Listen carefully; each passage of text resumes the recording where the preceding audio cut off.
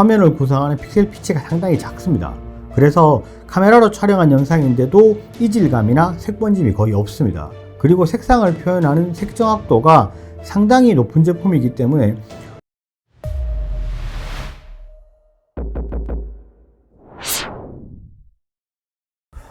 안녕하세요, 이랬습니다. 요즘은 노트북 리뷰가 조금 뜸했습니다. 그 이유가 신제품 중에서도 뭐 좀 괜찮다 싶은 모델이 크게 있지도 않고, 그리고 뭐 좀 크게 마음에 안 드는 제품들은 패스 이렇게 하다 보니까 노트북 리뷰가 굉장히 많이 뜸했는데, 오늘은 이 제품은 굉장히 끌린다, 괜찮다 싶은 제품이 있어서 준비를 했고요. 오늘 제품은 그래픽 작업, 사진 작업, 영상 작업에 가장 최적화된 제품입니다. 어떤 제품인지 사양부터 바로 만나보도록 하겠습니다. 오늘 소개할 제품은 레노버의 아이디어 패드 중에서 가장 최신형 제품입니다. 상세 모델명은 아이디어 패드 프로 5i 16IMH ULT7 플러스입니다. CPU는 인텔 14세대 메테오 레이크 울트라 7 15H를 가지고 있습니다. 메모리는 LPDDR5X 32GB 7467MHz로 가장 높은 사양의 메모리를 가지고 있습니다. 그래픽은 이번 14세대 메테오 레이크에서 개인적으로 가장 기대하고 있는 인텔 아크 그래픽을 가지고 있습니다. SSD도 PCI Express 4.0 4배속 1TB를 기본으로 가지고 있고, 한 개의 여분 슬롯이 있어서 추가 장착이 가능합니다. 모니터는 16대 10 비율의 16인치입니다. 2560의 1600 해상도에 sRGB 100%의 색지연율을 가지고 있고, 최대 밝기 350니트로 그래픽 작업에 최적화된 모니터를 가지고 있습니다. 제품의 색상은 아틱 그레이로 약간은 짙은 톤의 회색을 가지고 있고, 제품의 바디는 전체가 메탈로 되어 있어서 상당히 고급스럽고 깔끔한 느낌을 가지고 있습니다. 배터리도 동급에서는 대용량에 속하는 84WC를 가지고 있고, 무선 랜 카드도 와이파이 6E를 기본으로 지원합니다. 제품의 무게도 휴대가 가능한 1.91kg으로 동급 사이즈 제품에서는 가벼운 편에 속합니다. AS는 1년 무상을 기본으로 지원을 하고, 고객 과실로 인한 파손까지 지원을 하기 때문에 여러가지 서비스적인 부분에서는 큰 장점이 있는 모델입니다. 제품의 판매가는 리테일가 기준 139만 9천원입니다.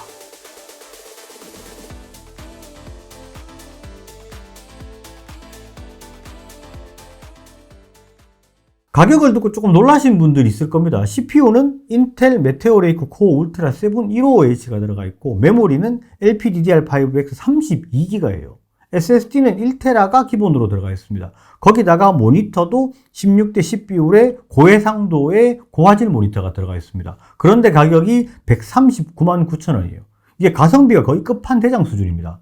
끝판대장이라는 말보다 거의 뭐 이게 가성비가 신기에 있다, 이렇게 말할 정도 수준으로 가성비가 좋은데, 처음에 이게 가격을 딱 듣고 저는 239만 9천원인 줄 알았어요. 그런데 이게 메테오 레이크가 들어가 있고 32기가 1테라면 그래도 좀 239만원이면 좀 세다, 이 생각을 했었는데 139만 9천원이라고 하더라고요. 그래서 이게 진짜인가 싶어서 스펙 시트를 제가 2번이나 다시 꼼꼼히 봤습니다. 그런데 스펙에 비해서는 가성비가 너무 좋았어요. 그래서 혹시나 이 제품 하드웨어적으로 뭔가 구성을 빼서 원가 절감을 한 게 아닌가, 하드웨어 구성을 한번 확인을 해봐야 될 것 같습니다. 제일 먼저 내부 구성을 한번 살펴보도록 하겠습니다. 뒷판을 열어봤는데 저는 이게 처음에 무슨 게이밍 제품인 줄 알았어요. 커다란 쿨링팬이 듀얼로 양쪽에 자리를 잡고 있고, 히트파이프도 전작 제품에 비해서 조금 더 두꺼워졌습니다. 그리고 쿨링팬의 블레이드도 상당히 촘촘하게 구성이 되어 있어서 소음도 상당히 줄었습니다. 그리고 위쪽에 이 부분이 메인보드에 납땜이 된 메모리인데, 발열 제어에 도움이 되도록 위쪽에 방열판을 추가해서 메모리 발열을 줄일 수 있도록 처리가 되어 있어요. 여기까지는 원가 절감은 전혀 없어 보입니다. 그러면 추가 부품들을 한번 보도록 하겠습니다. 무선 랜 카드도 저가 제품이 아닌 인텔 AX211 NGW로 와이파이 6E 중에서는 가장 고급 제품이 장착이 되어 있고요. 그리고 SSD는 1TB가 들어가 있는데 제품이 PM9C1A 삼성 제품이 들어가 있어요. 그리고 옆쪽에 한 개 추가 슬롯도 있고요. SSD 추가 장착도 가능합니다. 배터리도 84WC로 동급 제품 중에서는 상당히 대용량이 들어가 있죠. 스피커는 네오디움 스타일이기는 한데 사이즈가 조금 작아 보이기는 해요. 소리를 한번 들어보도록 하겠습니다.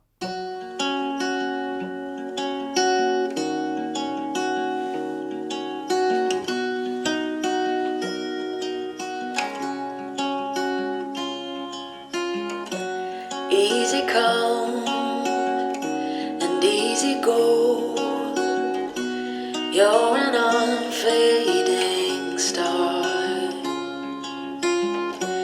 gentle love, the kind that lifts you up, no matter how far apart. I guess you could call it chance, but we know it's more than that. It's like we've always known, been set in stone, unbreakable. 내부는 사실 뭐 크게 흠잡을 부분이 별로 없습니다. 메인보드 구성도 상당히 잘 돼 있고 전원부도 충실히 잘 돼 있습니다. 히트파이프 같은 경우도 사실 뭐 이 정도 수준이면 굉장히 잘 돼 있다 이렇게 볼 수 있고요.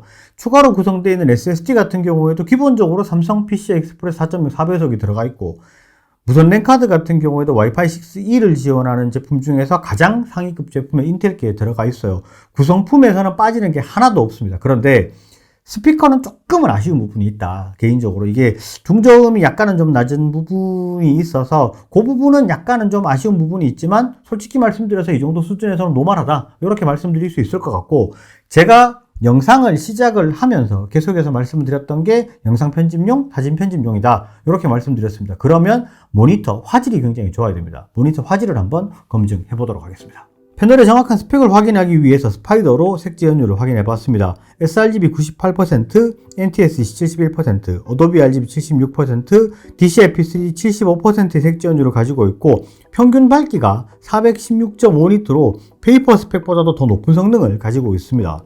실제로 모니터 색감을 영상으로 한번 확인을 해보도록 하겠습니다.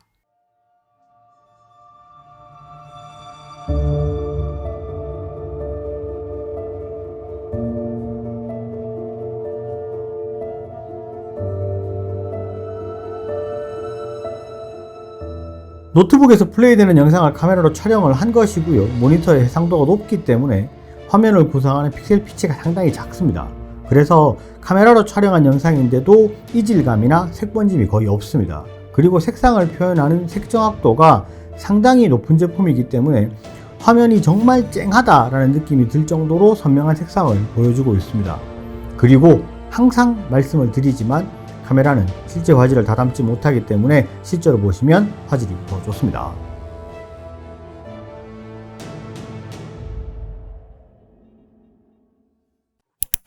모니터는 16대 10비율의 16인치의 해상도는 2560의 1600입니다. 굉장히 고해상도 패널이고요. 모니터를 구성하는 점들의 크기, 픽셀 피치도 0.134mm로 굉장히 촘촘하게 구성이 되어 있어요. 그렇기 때문에 화질이나 색감이 상당히 좋습니다. 실제로 이 패널을 그냥 스펙만 봐도 우수한데, 이게 테스트를 해봤을 때 페이퍼 스펙보다도 실제 스펙이 더 밝았습니다. 그러니까 모니터 패널은 굉장히 좋다 이렇게 보시면 될 것 같고, 이게 화질이나 색감 같은 경우에는 제가 전작을 리뷰하면서 한번 말씀을 드렸지만 지금까지 리뷰한 노트북 중에서는 굉장히 상위급에 속하는 5손가락 안에 드는 모니터 패널이다 이렇게 말씀을 드릴 수 있을 것 같고요. 실제로 모니터에 대한 부분은 뭐 영상에서 보셨다시피 굉장히 색감이 좋습니다. 그리고 이제 외관에 대해서는 마지막으로 조금 더 살펴보도록 하겠습니다. 키보드는 기본적으로 화이트 백라이트를 가지고 있어서 굉장히 차분한 이미지를 가지고 있고요. 백라이트도 상당히 밝기 때문에 야간에 시인성도 좋은 편입니다. 그리고 팜레스트 오른쪽 하단과 상판의 로고 위치를 이렇게 딱 맞춰놔서 디자인의 통일성이 돋보이는 모습입니다. 다음은 확장 포트를 한번 살펴보도록 하겠습니다. 왼쪽부터 보면 HDMI 포트, 썬더볼트 4를 지원하는 USB-C 포트가 2개 있습니다. 이 USB Type-C 포트는 둘 다 100W PD 충전이랑 디스플레이 출력을 지원을 합니다. 반대편에는 USB 3.2 Type-A 단자 2개가 있고 3.5파이 4극 오디오 단자가 있고요. 바로 옆에 SD카드 슬롯이 있습니다. 메인 충전기도 USB-C 타입의 100W PD 충전기를 기본으로 포함하고 있고요. 사이즈도 상당히 작아서 휴대하기 간편하게 되어 있습니다. 자, 이제 하드웨어적인 부분을 쭉 살펴봤는데 하드웨어적으로는 크게 깔 부분이 없습니다. 굉장히 좋아요. 그런데 제가 가성비가 좋다고 말씀드렸어요. 가성비는 가격 대 성능비죠. 그러면 성능을 확실하게 체크를 한번 해봐야 되겠죠. 꼼꼼하게 테스트를 해봤으니까 한번 보도록 하겠습니다. CPU 성능을 확인하기 위해서 가장 먼저 시네벤치 R23으로 테스트를 해봤을 때 싱글코어 1791점, 멀티코어 16745점으로 기대 이상의 성능을 보여줬습니다. 그리고 파이어 스트라이크 테스트를 해봤는데 외장형 그래픽카드가 있는 게 아니기 때문에 그래픽 점수는 낮습니다. 그런데 여기서 CPU 성능을 보여주는 피직스 스코어랑 온도를 확인해 볼 수가 있었습니다. 피직스 스코어가 26823점으로 이전에 13세대 13700H보다도 약간 더 높은 점수를 기록을 했어요. 테스트 시의 평균 온도는 기본적으로 50도 초반에서 60도 사이로 왔다 갔다 했고요. CPU 테스트 구간에서는 최고 온도가 82도를 기록했습니다. 그리고 타임 스파이를 구동했을 때는 온도가 약간은 달랐는데 최고 온도는 74도 정도가 나왔고요. 평균 온도 60도 정도로 온도는 상당히 안정적인 모습을 보여줬습니다. 사실 이 제품은 게이밍 제품이 아니기 때문에 게임 테스트를 하는 건 크게 의미가 없을 것 같고 영상 편집용이라고 말씀을 드렸기 때문에 영상 편집 테스트를 해보는 게 훨씬 더 정확하겠죠. 그리고 제가 사양을 말씀드리면서 이 제품에서 가장 기대되는 게 인텔 아크 그래픽카드라고 말씀을 드렸어요. 아크 그래픽카드가 프리미어 프로에서 하드웨어 가속을 지원을 하기 때문에 인코딩 성능이 상당히 잘 나올 것으로 예상이 됩니다. 근데 실제로 지금 이 부분에 대해서 테스트를 이미 영상에서 보셨습니다. 이게 지금 화질 테스트랑 아까 사운드 테스트하는 부분의 영상 편집을 요 노트북으로 해서 첨부를 했습니다. 실제로 영상 편집을 했을 때 굉장히 잘 됐고요. 4K 같은 경우에도 전혀 끊김이 없었고 4K 프로레스 영상을 편집을 하면서도 색 보정을 하고 사이즈 조절하고 컷 편집하고 BGM 깔고 하는 여러 가지 작업을 했을 때 전혀 불편하지 않았고요. 아주 원활하게 작업이 잘 진행됐습니다. 그리고 일반 4K 영상, 시네마 카메라로 촬영한 4K 프로레스 영상도 인코딩 할 때 전혀 불편함 없이 굉장히 빠른 속도로 진행이 됐습니다. 전반적으로 제품을 쭉 봤을 때 빌드 퀄리티라든지 구성이라든지 이런 부분 굉장히 잘 되어 있습니다. 하드웨어적으로도 상당히 마음에 들고요. 실제로 이 제품은 게이밍이 아니기 때문에 게임은 그렇게 높은 사양대가 되지는 않습니다. 피파나 롤 정도 수준 충분히 잘 돌아가고 그 다음에 발로란트 정도 수준은 FHD에서 약간의 옵션 타협을 하면 전혀 불편하지 않을 정도 수준으로 충분히 잘 돌아갑니다. 그런데 게임보다는 영상 편집에 조금 더 권장을 한다 이렇게 말씀을 드릴 수 있을 것 같고요. 디자인 작업하시는 분들 같은 경우는 사실 가장 필요한 게 큰 사이즈의 모니터, 그런데 슬림하고 가벼운 제품 이런 것들이 중요하잖아요. 그런 기준에 상당히 만족하는 제품이다 이렇게 보실 수 있을 것 같고 실제로 CPU 사양도 높고 메모리도 32기가로 크고 SSD 1TB에다가 16인치의 색재현율이 좋은 모니터면 포토샵, 일러스트, 인디자인, 프리미어 프로 이런 프로그램들 사용하시는 분들께는 굉장히 좋은 선택지가 될 수 있죠. 제품의 구매 링크는 영상 하단이랑 더보기란에 표기를 해 놓도록 하겠습니다. 오늘 영상은 여기까지 하고요. 영상이 좋으셨으면 좋아요, 구독 꼭 부탁드리겠습니다. 감사합니다. 지냈습니다.